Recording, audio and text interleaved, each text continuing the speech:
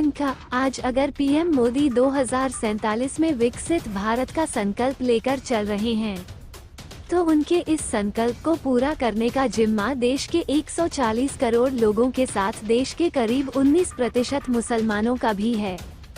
वो इसलिए क्योंकि आज भारत में इंडोनेशिया के बाद सबसे बड़ी मुस्लिम आबादी रहती है।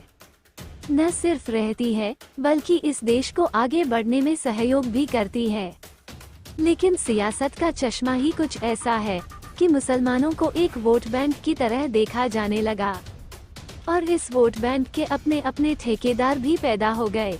लेकिन इन ठेकेदारों से मुस्लिमों को क्या मिला, ये बड़ा सवाल है। लेकिन उससे भी बड़ा सवाल है कि आखिर आज देश के मुस्लिम मोदी सरकार के बारे में क्या सोचते हैं। उसी की जानने के लिए उत्तर प्रदेश के जनपद अयोध्या में मुस्लिम बाहुल्य इलाके में पहुंची और उनसे बात की, क्योंकि पीएम मोदी की नेशनल पॉलिटिक्स में एंट्री से पहले ही एक नैरेटिव तैयार कर दिया गया था।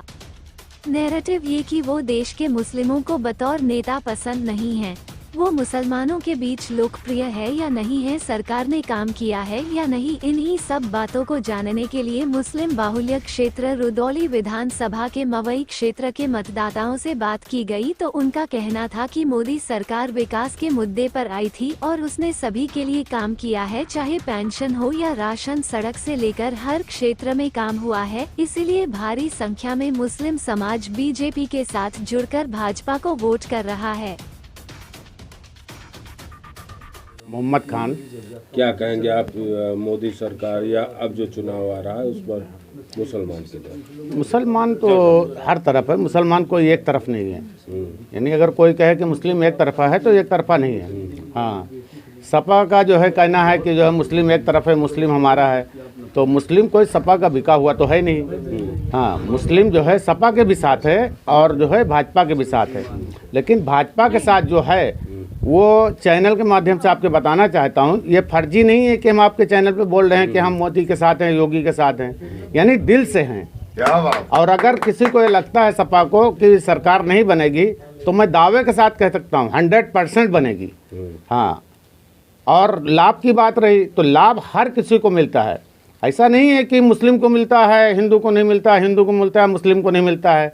आप कहीं चले जाओ, तहसील चले जाओ, ब्लॉक चले जाओ, जिला चले जाओ, कहीं भी चले जाओ, तो आपका अगर आवेदन कोई करते हैं तो उसको निकाल के साइड में नहीं रखा जाता है कि आप मुस्लिम हैं, आपका नहीं होगा। हर किसी का होता है। फर्जी बदनाम करने को कोई कुछ भी कहे वो अलग बात है, और इन लोगों के पास और कोई काम बचा ही नहीं है। बचा ही नहीं। हाँ, सब काम बचा है। तो क्या लगता है अब मोदी सरकार आ गया है? ये बहुत अच्छी बात कही आपने। चुनाव तो आ गया, लेकिन आप कहाँ पर खड़े हुए हैं इसका तारुफ कराना बहुत ज़रूरी है। गांव का नाम मोहम्मदपुर दाऊदपुर है, मेरा नाम है हाजी अजीम कुरैशी, और आप दरगाह शरीफ है, यहाँ पर ढेर बाबा बोलते हैं इसको, बाबा दरगाह हाल में उर्स मेला होता है यहाँ पर, और बहुत अच्छी आप चले आए मुस्लिम। लेकिन जो अभी चचा ने एक बात कही कि 500 साल का झगड़ा ख़त्म कर दिया। योगी मोदी सरकार चाहती थी, जब सरकार में आई थी तब तोड़ तो गई थी, बनवा देते, लेकिन उन्होंने कोर्ट का इंतज़ार किया और कोर्ट का इंतज़ार करने के बाद जब कोर्ट से फैसला आया तो मुसलमानों ने यानी बोला कोई झगड़ा नहीं। हम लोग अयोध्या के निवासी हैं, फैजाबाद के रहने वाले हैं, बड़े खुशी मन से रहते हैं, कोई हम लोग को दिक्कत नहीं। और जब से योगी बाबा आए हैं यहाँ पर बड़ी खुशियाँ हो गई भाई, बहुत कोई दिक्कत कोई योजनाओं का जो लाभ है, योजनाओं का लाभ घर घर मिला है, घर घर। अब तो घर घर नल, घर घर जल वाली, और अभी मुश्किल से अभी 3 महीना पहले पानी चालू हो गया हमारे लोग के यहाँ। कोई दिक्कत नहीं, गल्ला मिल रहा है, गेहूँ मिल रहा है, अब वज़न से तौल के हिसाब से मिल रहा। पहले तो कुछ दिक्कतें थी, अब उसको हम टीवी पे नहीं कहना चाहते, लेकिन आप लोग समझदार है। 35 किलो होता था, मिलता उसमें कुछ था, लेकिन अब ऐसा कुछ नहीं। बाबा के राज में बिल्कुल एक नंबर काम। और मुझे बहुत अच्छी लगी। हमारी योगी जी ने उत्तर प्रदेश से गुंडा राज ख़त्म कर दिया। हम गरीबों का जीना दुश्वार था। इन गुंडा राज में ये समाजवादी पार्टी के गुंडे जो हमको रोज़ पल्ला चिरवा देते थे हमारा, और ये कांग्रेस के ये चम्मच, ये भी पल्ला चिरवाया हमारे को जी। समाजवादी ने कई बार जेल भिजवाया, हमारे घर भी गिरा दिए गए।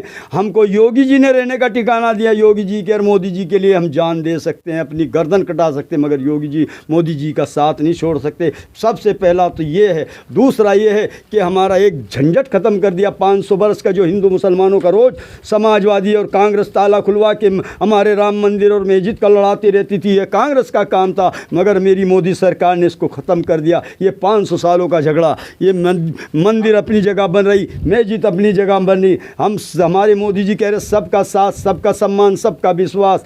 मैं यही कहना चाहता हूँ, मैं सारे मुसलमान भाइयों से हाथ जोड़ के कहना चाहता हूँ, मैं रोजे से मैं दलाल नहीं हूँ, मैं बिका नहीं हूँ। मैं देख रहा हूँ कि आज तक के बहुत से आदमी समाजवादी के जेलों में सड़ रहे हैं, समाजवादी वाले खुद सड़ा रहे हैं। नाम हमारी भारतीय जनता पार्टी की लेती है। अखिलेश अपने गिरेबान में झांक ले। क्या आजम खान के आज पुर से हाल नहीं। आजम खान को हम इमरान मसूद को कहना चाहते हैं कि आ जाइए समाजवादी छोड़ करके भाजपा में। देखिए आपका ये समाजवादी बाल नहीं बांका कर सकती। हमारा पल्ला खुद चिरवाया गया, हमको 5-6 बार समाजवादी वालों ने जेल भिजवाया यही मवई एरिया के अंदर। मैं तबाह हो गया। मैं योगी सरकार के अंदर कहता हूँ, मालिक करे मेरी गर्दन, मेरे बच्चे शहीद हो जाएंगे योगी मोदी जी के लिए। मेरा नाम नन्हे खां। जी, फिर चुनाव आ गया, चुनाव आ गया है फिर, और हम बहनों ने भी कमर कस ली है, क्योंकि अपने भाई को पूरी तरह हम लोग चाहेंगे कि वो हमेशा संरक्षण में रहें, अपनी छत्र छाया हम लोगों पे बनाए रखें, हम सभी बहनें सुरक्षित रहें ऐसे ही। और अपना जो हम लोगों का विकास जिस प्रकार से हुआ है, अनेक ऐसी योजनाएं जो सिर्फ महिलाओं के लिए उन्होंने चलाई, जिसमें से महिला SHG को ले लें अगर, तो उसमें कम से कम एक ग्राम पंचायत में 12 कैडर उन्होंने निकाले। भले ही हमारी नौकरियां छोटी हैं, कम पैसा है, लेकिन हमको एक प्लेटफार्म दिया बाहर निकलने के लिए, काम करने के लिए और मजबूत होने के लिए आर्थिक रूप से। और क्योंकि जिन बहनों ने हाथों में पढ़ लिख करके बेलन थाम लिया था, आज फिर से उन बहनों के हाथ में कलम अगर थमाई है तो वो हमारे मोदी भाई ने थमाई है। जी, हम तो इस समय जिस पोस्ट पे है, मेरी पोस्ट जो है DRP की है। मैं महिला स्वयं सहायता से जुड़ करके उस पोस्ट तक पहुंची धीरे धीरे। आज ड्रोन दीदी भी हूँ, DRP भी हूँ, जिससे हमको अच्छी खासी इनकम भी हो रही। एक लखपति परियोजना जो बनी हमारे प्रधानमंत्री जी की, उसमें भी मैं शामिल हूँ। अच्छा। और अभी मैं ब्लॉक से आ रही हूँ, जहाँ पे मेरे समूह को कैंटीन भी अलॉट किया गया। तो इतनी सारी विकास की परियोजनाएं जो बह रही हैं हम बहनों के लिए, तो हम बहनें क्यों किसी की ओर जाएंगे। ठीक। क्या नाम है आपका? शबीना खातून। मोदी चच्चा, योगी चच्चा और योजनाओं की बौछार करके रख दिया है। अब की बार 400 पार। 400 पार।